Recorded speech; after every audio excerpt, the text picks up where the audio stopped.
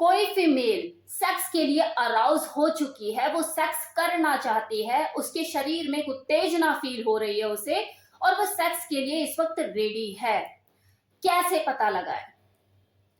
वो क्या है ना कि कितनी फीमेल ऐसी होती हैं जो शर्मीली स्वभाव की होती हैं, अपने हस्बैंड को अपने दिल की बात बोलने में उन्हें झिझक होती है, वो शर्माती है ये बोलने में कि मुझे सेक्स करना है और चल भाई रेडी हो जा।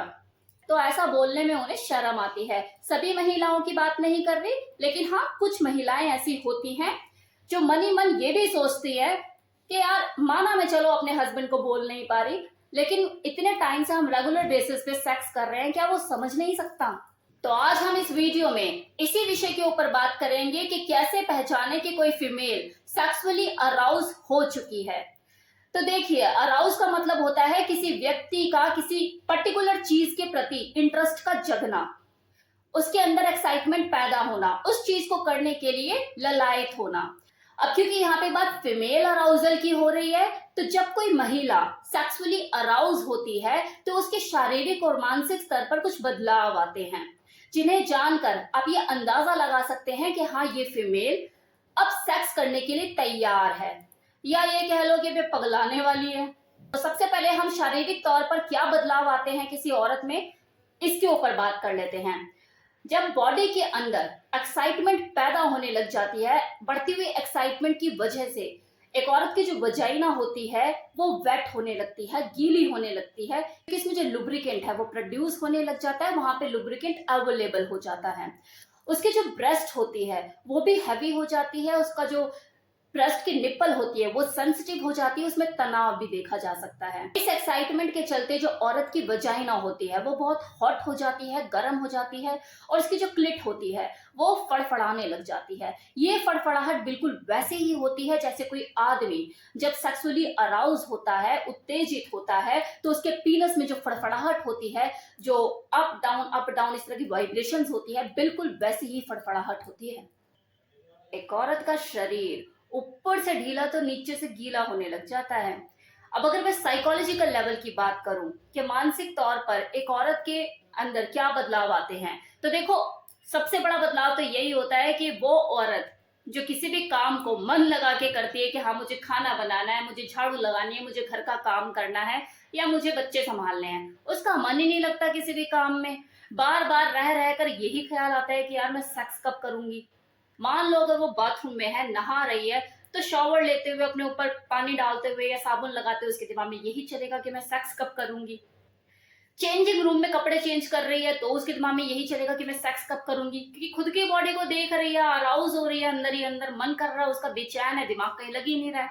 अब अगर मान लो उसने इस हालात में कोई सेक्सी सॉन्ग देख लिया, कोई हॉट सॉन्ग देख लिया, ऊ ला वाला, फिर उसकी और हालत खराब, यार मेरी साड़ी कब कोई खींचेगा, फैंटेसी जगने लग जाती है ना। ये साइकोलॉजिकल लेवल पर चीजें हो रही है, दिमाग में फैंटेसी यही से जन्म लेती है। जब चाहते पूरी नहीं हो रही होती, सेक्स लेट हो रहा है या अगला समझ नहीं रहा है, कुछ ऐसा हो रहा है, तो फैंटेसी जगने लग जाती है, ऐसे हो वैसे हो, मेरी भी साड़ी कोई ऐसे पकड़ के खींचे, मुझे भी कोई ऐसे करके मुझे पिंच करे या टच करे या इस तरह के सेंसुअली मुझे किस करे, कुछ ऐसे हो जाए या वैसे हो जाए या फिर इस तरीके से आज हो जाए। कैसे बोलूं अपने हस्बैंड को, मेरा हस्बैंड समझ क्यों नहीं रहा है, या रात को चूड़ियां खनकाऊं या पैरों से सहलाकर उसे समझाऊं। तो ये सब चीजें उसके दिमाग में चलती रहती हैं।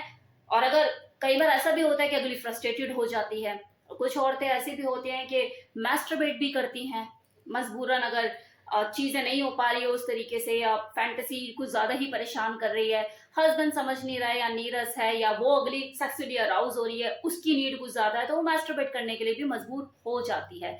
आई मीन इतनी ज्यादा फ्रस्ट्रेटेड हो चुकी है कि उसे फिंगरिंग तक करने की नौबत आ गई है, क्योंकि वो फ्रस्ट्रेटेड हो चुकी है ना, साइकोलॉजिकल लेवल पर चीजें काम कर रही हैं, उसका दिमाग कहीं लग ही नहीं रहा है, उसे इस वक्त अपने आप को शांत करना है।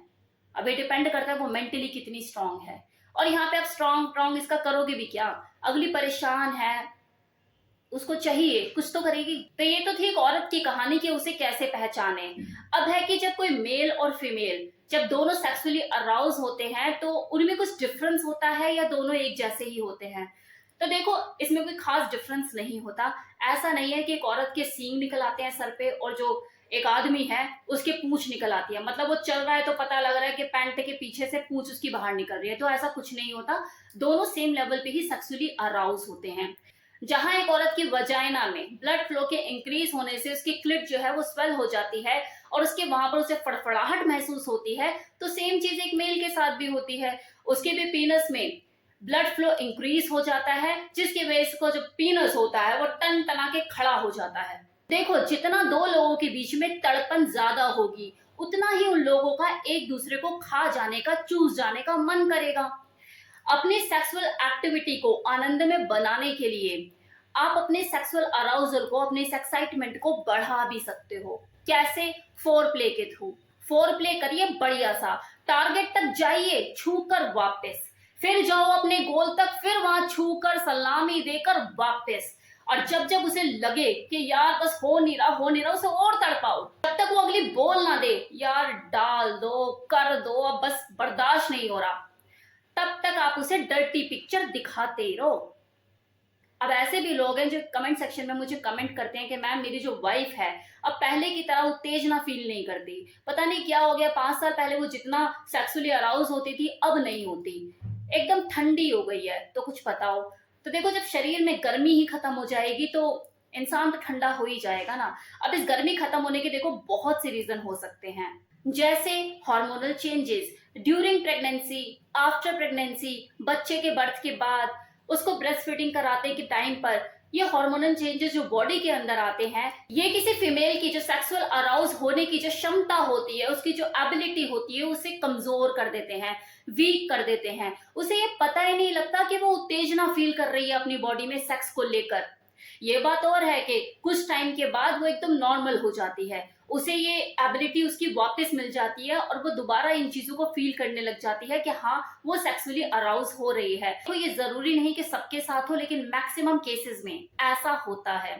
सेम इसी तरह से अगर कोई फीमेल थायराइड से पीड़ित है या डायबिटीज का शिकार है, तो इस सिचुएशन में भी उसे अपने अंदर उत्तेजना फील नहीं होती, उसे लगता ही नहीं कि वो सेक्सुअली अराउज हो रही है, उसे सेक्स करने की इच्छा हो रही है।